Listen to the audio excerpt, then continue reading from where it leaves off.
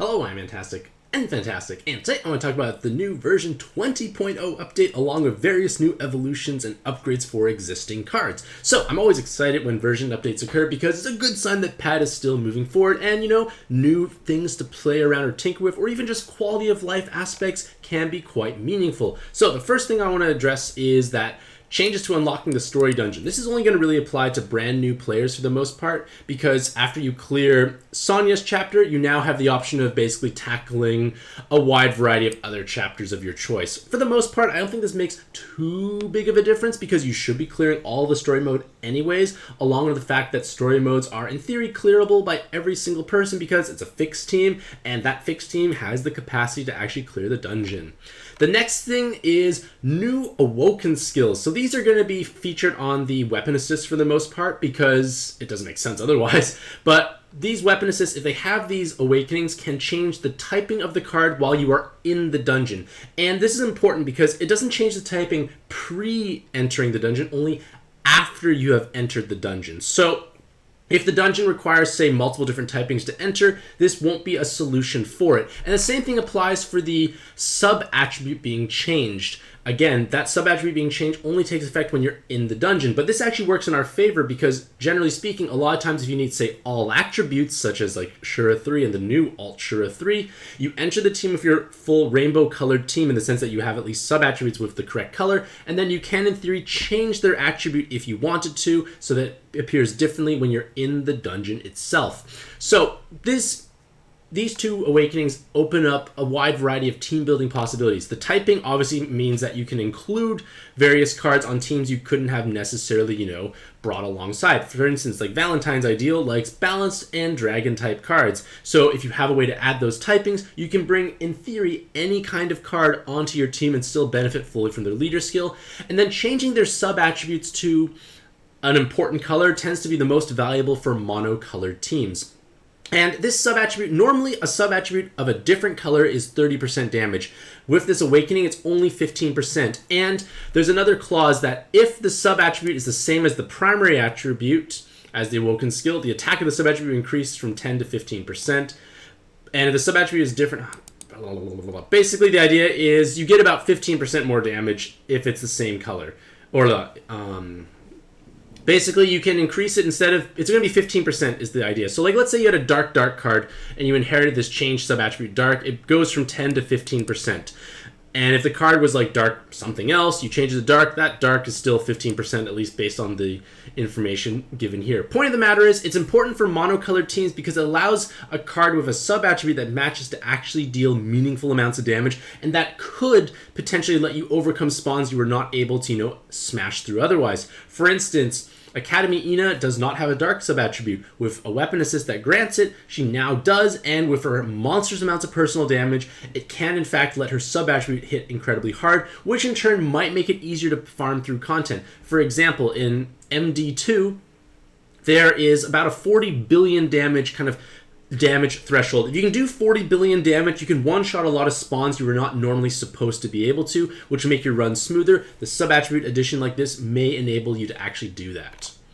In addition to that, several awakenings are going to be buffed. Attack while above 50% is now 1.7 times. Attack while below 50% is 2.2 times. So it's going to make it very hard to calculate in my head really quickly how much personal damage a card has now, unfortunately. But it's a bit more damage, a bit more zest. For instance, your Training Arena 3 of the Shikigamis, we make the columns of Dark Orbs. You swipe, they do even more damage. It makes it even easier, a little less stressful overall in that sense. Having the L being increased, you might think it's great for Royal Oak, but if I'm playing Royal Oak, I'm still going to be making Rose anyways. And then the super bonus attack goes from 1 million auto follow-up attack damage to essentially 10 million. And this is stackable per super bonus attack awakening. Each one will be granting basically 10 million auto follow-up attack damage. So in theory, you can deal a gargantuan amount of auto follow-up attack damage with a single 3x3 box of heart orbs. And this can be quite meaningful because it lets you potentially overcome spawns with, say,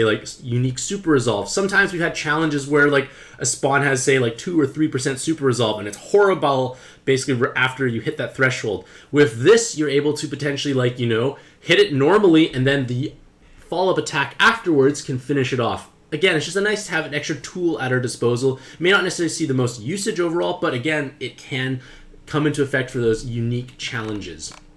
In addition to that, there's a new latent awakening skill. It's going to take up 6 latent slots, and it lets you clear 5 turns of cloud or tape problems if you match a column of heart orbs.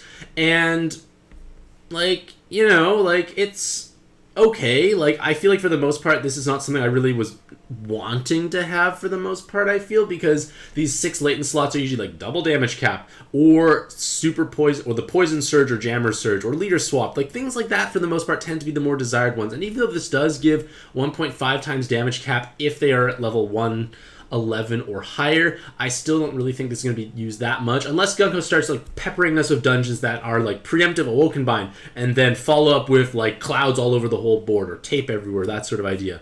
It seems quite situational at the moment. You can now receive monster box in bulk from your mailbox. This is great. It was tedious kind of clicking so many times, and now this will actually be a much faster process. You're also now able to actually kick people out of a 3-player dungeon. And this is actually the first time I feel like Gung Ho has showed a team that looks pretty legitimate. Like, usually it's kind of like a wild mess of cards. And like the Fairy Pad player, it looks like they have a pretty good Daytona team. I actually give credit to that. And then Pad is obviously not something, like this other Pad is not something you want to bring in your 3-player dungeon. So you can actually kick them. It prevents them from re-entering the dungeon. But they also say any active nuisance or is prohibited. So just don't be a terrible person, I guess.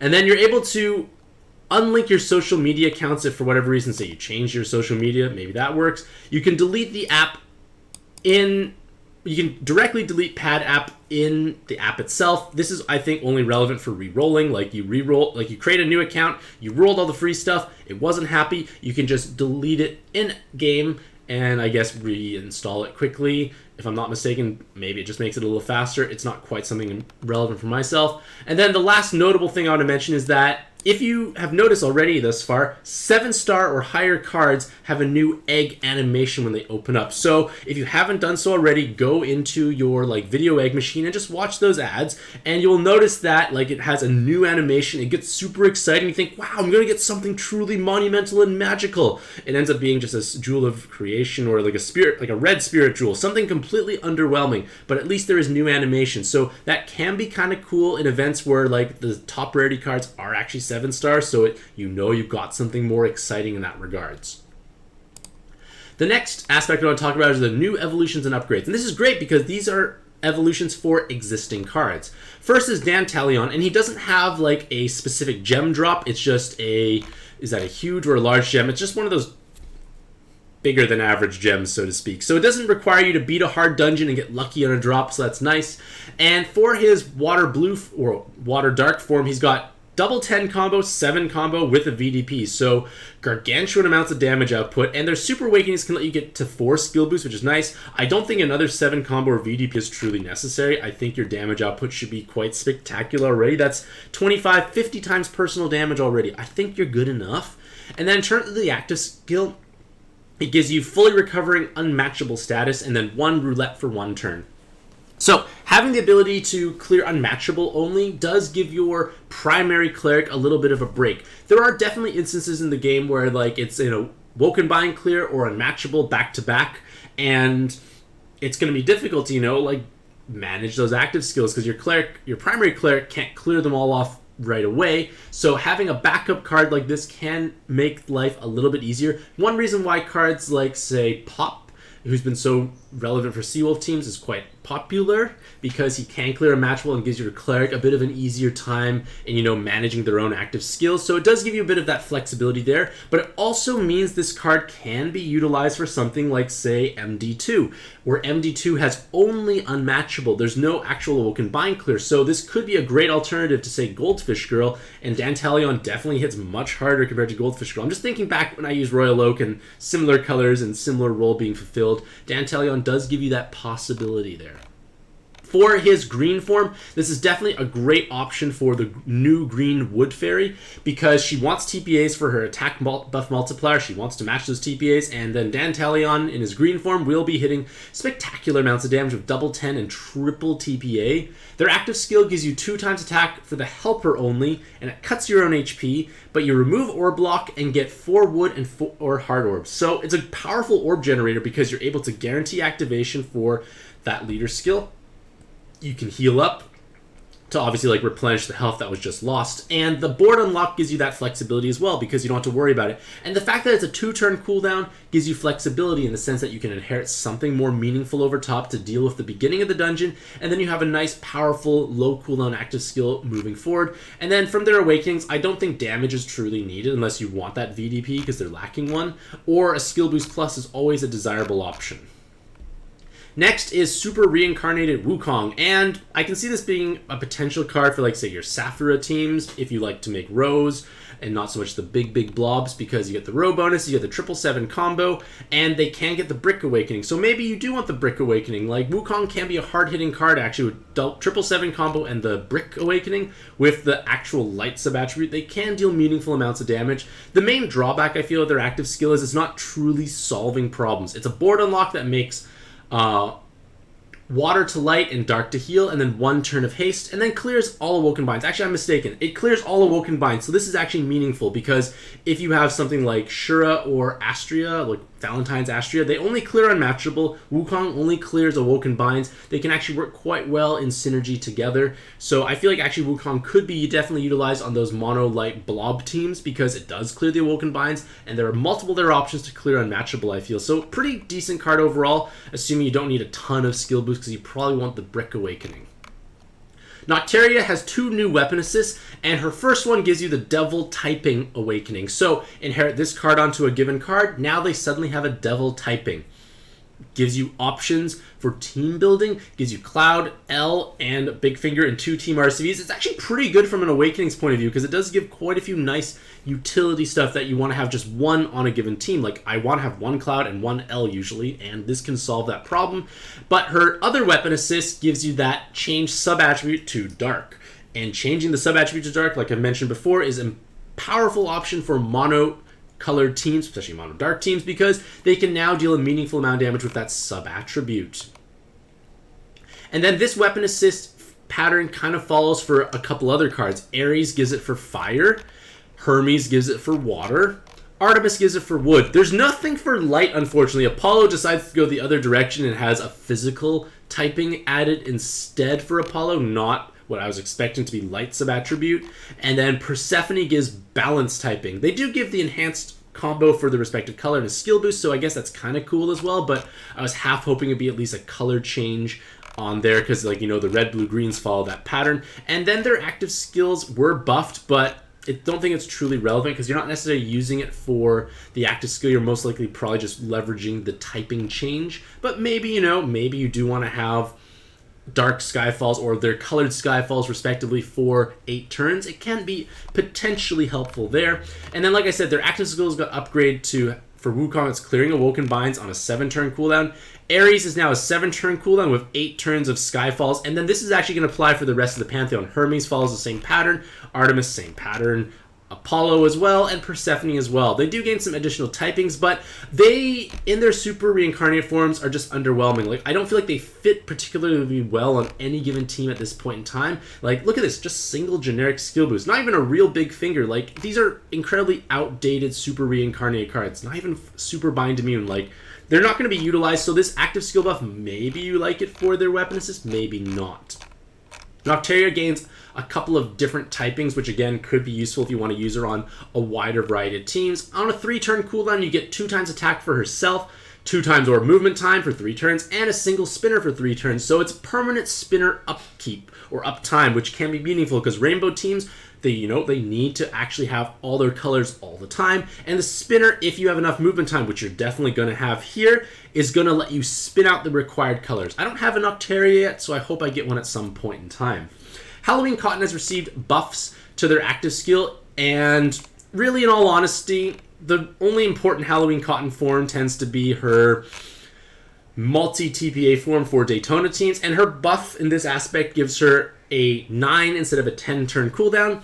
That's a nice, pleasant surprise because cooldown reductions are definitely meaningful. And her active skill is still just as great. It gives you that void damage void for 1 turn, the board changer of light, dark, and hearts, and +3 combos with a board unlock. So a great solution for any dungeon for your Daytona teams, in all honesty.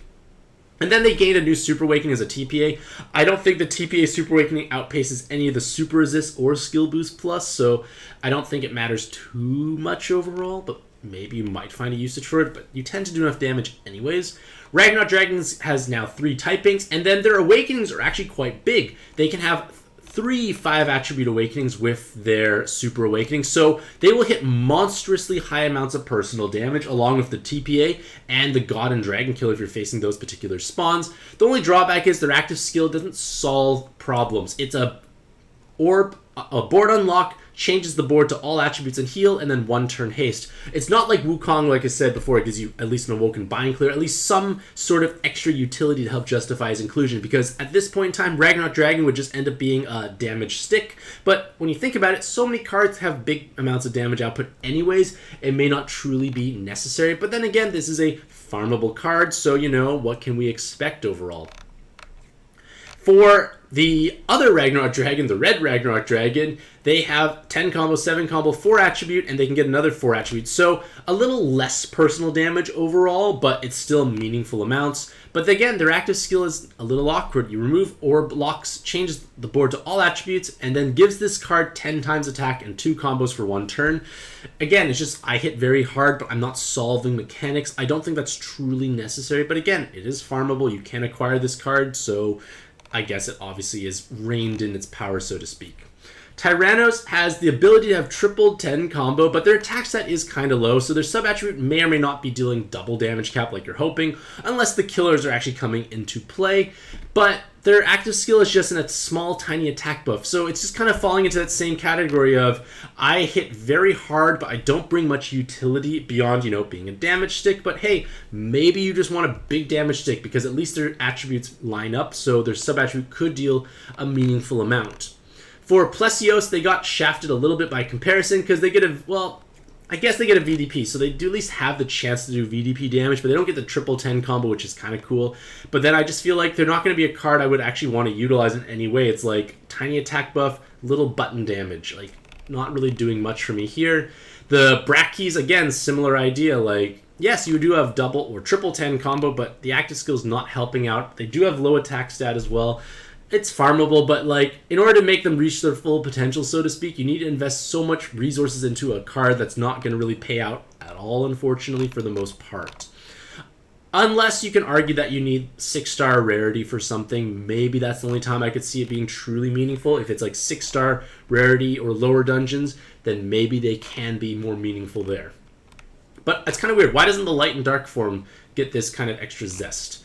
Either way, Super Reincarnated Pandora has now the ability to clear awoken binds on a 7-turn cooldown with her regular board changer or orb changer with haste. Not bad overall. Gains a 10 combo Super Awakening, so they can at least deal some personal damage. Not that much unless you make the VDPs, but 10 combo is 5 times more than before, so it gives her a little bit more of an edge. Alexander, its active skill has changed and now gives you a 2-turn cooldown like before, and it gives you the full board changer, an movement time buff and RCV buff, and it swaps back to his other form, which is a board changer and a attack buff. So you get an attack buff in one form and swaps to the other, and then it's RCV and movement time. So just Alexander himself is giving you a universal buff, so to speak. You can clear RCV, movement time, and attack buffs with relative ease, and his leader skill has been bumped up a little bit higher overall, if I'm not mistaken. It now gives you 22 times attack, reduces damage, adds combos, big auto follow-up attack when matching 5 attributes, so you definitely will want to have some sort of... Well, actually, no. With Alexanders themselves, you always have activation, so that's actually pretty nice. You always have a board... Assuming there's no locked orbs, you're always going to have all attributes, so you can, deal meaningful amounts of damage, but just be mindful of the fact that they are heavily HP oriented and their damage reduction is only 25%, so like 43% damage reduction, or 40, yeah. So it's like not the highest amount of damage reduction, it's all health based. You will need to run a healing solution of some kind in order to actually heal yourself up afterwards, because big gravities tend to be much more detrimental.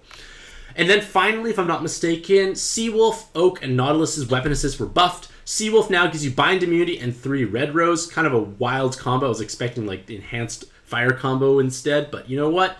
If you're a row-based team, this can be a strong solution if you want to add lots of passive damage to a team. It does give you 1 turn of haste.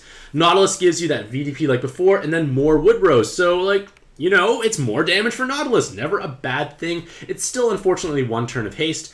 Blackbird, amusingly enough, it's 2 enhanced dark combos, the bind immunity, and the 60% blind resist. So you might think, oh, this could be good for Blackbird. But the enhanced dark the blind resist is completely pointless on Blackbird because he already brings that. So maybe if you're doing other multi-dark combo leaders, and there's no Blackbird in there, so there's no blind resist, this weapon assist might be kind of cool at that point, but it's still 1 turn of haste. Unfortunately, Daytona did not actually receive a weapon assist, or Oak, like they didn't receive a weapon assist upgrade, unfortunately. I was kind of excited because I think Daytona's is one of the strongest because it's 3 turns of haste. The next thing I want to talk about is the Great Witch's Story Dungeon. It's coming soon. We're going to have the chance to make new cards. Excellent. Yeah, there's not much else to say. It's coming. There's now Alt Shura 3, so it's similar to Shura 3, except there's 1 new floor and everything just hits harder for the most part. I've got a Daytona team that I've made. I got to the new spawn, but I forgot to put my shield up and died to the preemptive, so I felt a little silly inside. The shield was actually charged up, but I do intend to at least play and try and stream it later on today and hopefully post a clear at some point. But yeah, new thing to play, and it does drop big gems. So it has lucrative drop rewards overall. You get a giant gem, actually. You get 3 huge gems and a giant gem, so pretty magical overall. And then lastly, you are actually able to rainbow metal exchange for giant gems. So instead of utilizing like the various monster drops you get from various dungeons, you can utilize rainbow event metals. This feels quite costly because, like, in my head, players that have excessive amounts of rainbow event metals tend to be those with older and deeper monster boxes, but that often means those players have the capacity to at least clear those given dungeons. But at the same time, brand new or newer players, if you can't get those gems and then getting the drops to make the gem and then being able to trade your rainbow event metals for it to make you get an evolution that may have been impossible for you to do otherwise might be meaningful, but it is quite costly. But remember, you can always mix and match. It's 5 of any of these things for the respective giant gems. So you can have 1 or 2 rainbow event metals and then the actual drops themselves. But I guess more flexibility. It's still a good thing that rainbow event metals are this kind of universal exchange currency that's used in a wide variety of places. I think that's a good thing. I don't like the idea of too many currencies because it creates that kind of bloat and it's just like tedious overall. But with that being said, let me know what you think about this update in the comments down below. Which aspects are you most excited for? But regardless of all that, hopefully you all have a truly fantastic day. I wish you all the best luck in your own pad adventures, and happy puzzling.